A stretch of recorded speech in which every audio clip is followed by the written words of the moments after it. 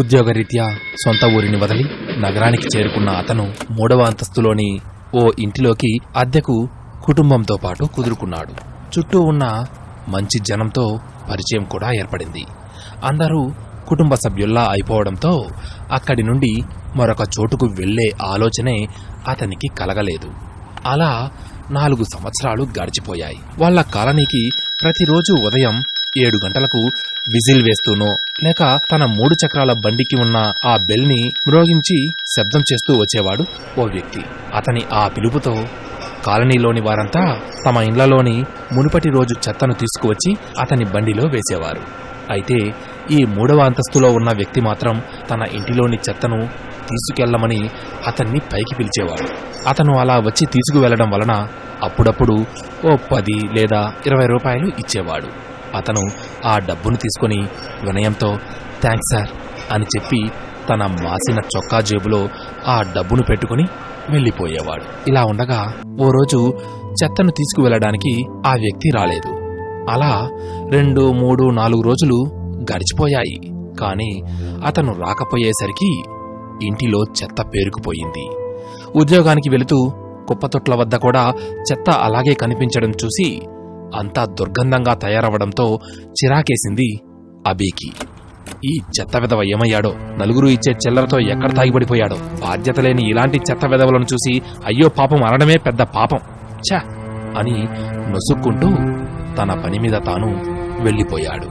అయితే అదే రోజు సాయంత్రం కాలనీలోని టీ కొట్టు వద్దకు చేరుకున్న అభినవ్ టీ తాగుతూ అదే కాలనీలో నివాసం ఉంటున్న మరొక వ్యక్తితో మాటలు కలిపాడు. అదే సందర్భంలో ఈ చెత్త తీసుకుని వెళ్లే అతను ఏమయ్యాడు, ఉన్నట్టుండి ఇలా ఆగిపోయాడు అన్నాడు. అరే మీకు తెలియదా, మొన్న మన కాలనీలో మ్యాన్హోల్ ప్రాబ్లం వస్తే ఆ పని చేస్తూ ఏదో విషవాయువు పీల్చి పాపం ఊపిరాడకపోవడంతో హాస్పిటల్కి తీసుకెళ్లారు. ఒకరోజు మృత్యువుతో పోరాడి చనిపోయాడు. పాపం అతని మీద ఆధారపడిన ఆ భార్య బిడ్డల పరిస్థితి ఎలాగో ఇప్పుడు.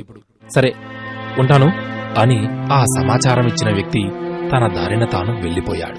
అదే ఆలోచనతో బాధగా ఇంటికి చేరుకున్న అభి ఎంత పొరపాటు చేశాను, నిజం తెలుసుకోకుండా అందరి ఆరోగ్యం కోసం తన జీవితాన్నే త్యాగం చేసిన అలాంటి మనిషిని చెత్త వెధవా అని నోరు పారేసుకున్నానే.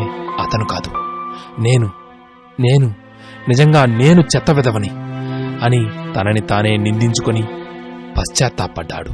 అతని కుటుంబం ఎక్కడుందో తెలుసుకుని వారి కుటుంబానికి సహాయం చేయాలి అనుకున్నాడు. జీవితంలో మనం నిత్యం అనుభవించే ఎన్నో సదుపాయాల వెనుక ఎంతో మంది శ్రమ దాగి ఉంటుంది.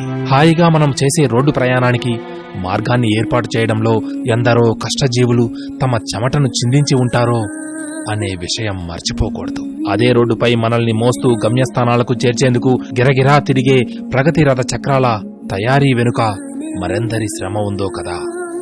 చెప్పుకుంటూ పోతే ఈ సందేశాన్ని మీకు చేరేలా చేసిన ఈ సోషల్ మీడియా యాప్ వెనుక ఎందరి శ్రమ దాగుందో కదా.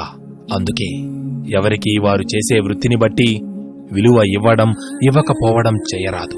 సాటి మనిషిని మంచి మనసుతో గౌరవిస్తే దరికి చేరే అభిమానం, అనుబంధం, ఆనందం తప్ప పోయేదేముంది. అందరూ బాగుండాలి, అందులో మనమూ ఉండాలి.